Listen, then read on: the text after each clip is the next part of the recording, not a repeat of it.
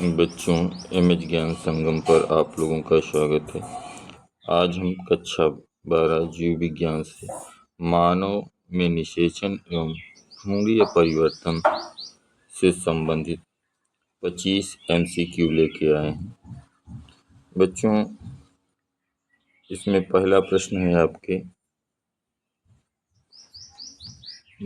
निषेचन की प्रक्रिया सामान्यतः कहाँ संपन्न होती है? गर्भाशय में, फैलोपियन ट्यूब में, अंडाशय में, योनि में। तो बच्चों, इसमें जो है आपका ऑप्शन बी सही है। फैलोपियन ट्यूब में जो है इसका सामान्य प्रक्रिया शुरू होती है। ऑप्शन इसमें आपका बी सही है। अब अगला प्रश्न है जो है, शुक्राणु का कौन सा भाग अंडे की झिल्ली को भेदने के लिए एंजाइम स्रावित करता है?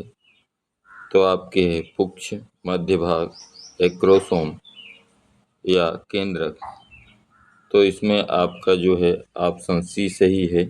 एक्रोसोम जो है ये क्या करता है, अंडाशय की झिल्ली को जो है या अंडे की झिल्ली को भेदने का कार्य करता है। अब आपका अगला प्रश्न है, अंडे में गुणसूत्रों की संख्या क्या होती है? तो अंडे में गुणसूत्रों की संख्या अगुणित होती है, द्विगुणित होती है, त्रिगुणित होती है या बहुगुणित होती है? तो बच्चों जो है इसमें आपका ऑप्शन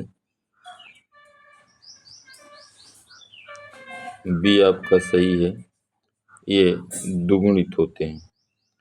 ठीक है बच्चों। अगला प्रश्न है, युग्मनज में होने वाले प्रारंभिक तीव्र समसूत्री विभाजन को क्या कहते हैं? विदलन, गैस्टुलेशन, निषेचन या आरोपण कहते हैं? इसमें आपका ऑप्शन ए सही है, इसे विदलन कहते हैं। अगला प्रश्न है, कोशिकीय ठोस भ्रूण अवस्था को क्या कहा जाता है? तो इसमें ऑप्शन है ब्लास्टुला, गैस्टुला, मोरुला और न्यूरुला। तो इसमें आपका जो है ऑप्शन सी सही है, इसे मोरुला कहा जाता है। अगला प्रश्न है आपके बच्चों, भ्रूण का गर्भाशय की दीवार से जुड़ना क्या कहलाता है? प्रसव, आरोपण, निषेचन या डिम्बोत्सर्जन? तो बच्चों, इसमें आपका ऑप्शन बी सही है, इसे आरोपण कहा जाता है। आपका अगला प्रश्न है, आरोपण निषेचन के लगभग कितने दिनों बाद होता है? 2 दिन, 7 से 9 दिन, 15 दिन या 25 दिन? तो ये जो है आपके 7 से 9 दिन के मध्य होता है। इसमें आपका ऑप्शन बी सही है। भ्रूण की वह अवस्था जिसमें 3 जनन स्तर बनते हैं, ऑप्शन ए है ब्लास्टुला, मोरुला, गैस्टुला, युग्मनज। तो इसमें आपका जो है ऑप्शन सी सही है, गैस्टुला में। अब जानते हैं प्लेसेंटा का जो मुख्य कार्य क्या होता है? तो भ्रूण को पोषण और ऑक्सीजन प्रदान करना, भ्रूण से अवशिष्ट पदार्थों को हटाना, हार्मोन्स का स्राव करना या उपरोक्त सभी? तो बच्चों, इसमें जो है उपरोक्त सभी कार्य जो है होता है। ऑप्शन डी सही है। अगला प्रश्न है, मानव में सबसे पहले किस अंग का निर्माण होता है? मस्तिष्क का, हृदय, हाथ पैर या किडनी का? तो मानव भ्रूण में सबसे पहले जिस अंग का निर्माण होता है वह आपके हृदय होता है। सबसे पहले हृदय का निर्माण होता है। बच्चों, अगला प्रश्न है आपके, मानव में गर्भावस्था की औसत अवधि कितनी होती है, अर्थात कितने दिनों बाद किसी बच्चे का जन्म होता है? तो जो है आपके 150 दिन, 200 दिन, 280 दिन या 365 दिन। तो बच्चों, इसमें जो है आपका ऑप्शन सी सही है।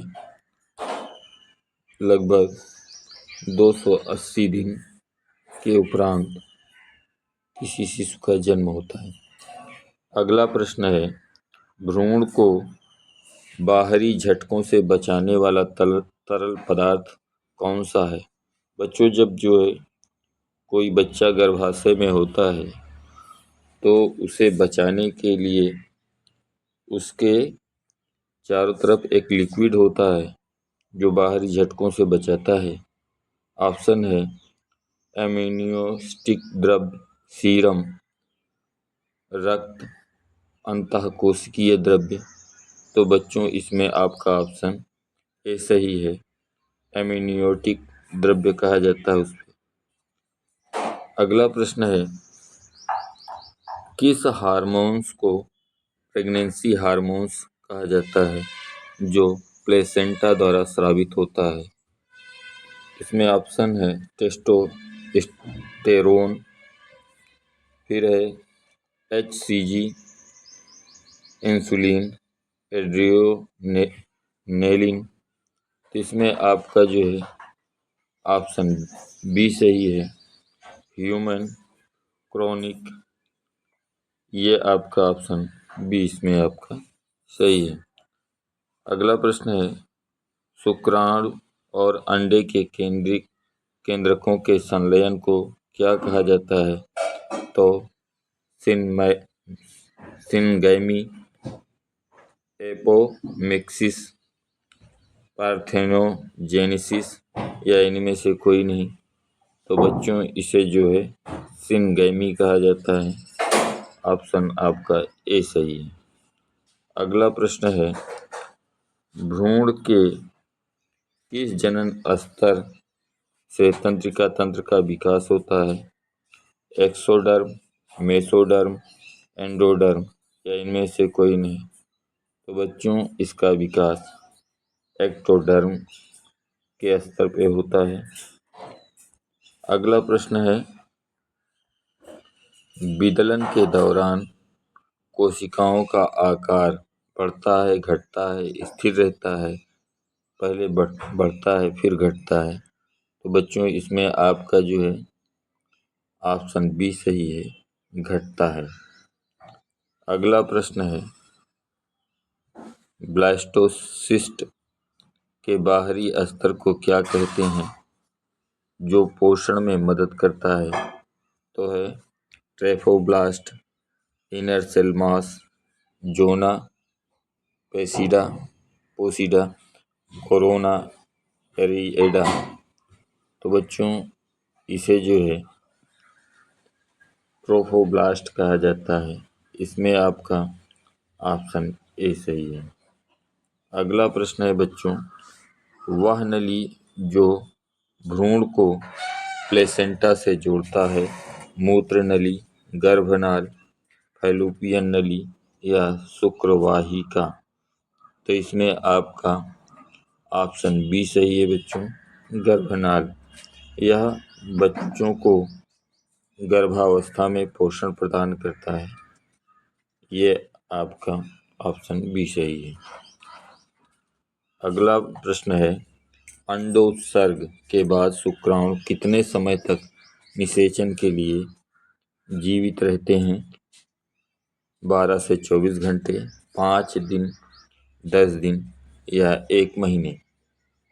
तो बच्चों, ये 12 से 24 घंटे तक जीवित रहते हैं। ऑप्शन ए आपका सही है। अगला प्रश्न है, भ्रूण के विकास के दौरान स्टेम सेल कहाँ पाई जाती है? ऑप्शन है ट्रेफोब्लास्ट में, अंतःकोशिका समूह में, एमनियोटिक द्रव्य में या इनमें से कोई नहीं। तो जो है ये आपके अंतः कोशिका समूह में पाए जाते हैं। आपका ऑप्शन बी सही है। अब अगला प्रश्न है, अंगों के निर्माण की प्रक्रिया को क्या कहते हैं? गैस्ट्रुलेशन, ऑर्गेनोजेनेसिस, विदलन या निषेचन? इसमें जो है आपका ऑप्शन बी सही है, ऑर्गेनोजेनेसिस। अगला प्रश्न है, गर्भस्थ शिशु की गतिशीलता और सिर पर बालों का आना गर्भावस्था में किस महीने में देखा जाता है? तो बच्चों ऑप्शन है दूसरे महीने, 5वें महीने, 8वें महीने या पहले महीने। तो इसमें आपका ऑप्शन बी सही है, 5वें महीने गर्भस्थ अवस्था में शिशु के सर में बालों का निर्माण होने लगता है। अब अगला प्रश्न है, प्रसव के समय गर्भाशय में संकुचन पैदा करने वाला हार्मोन कौन सा है?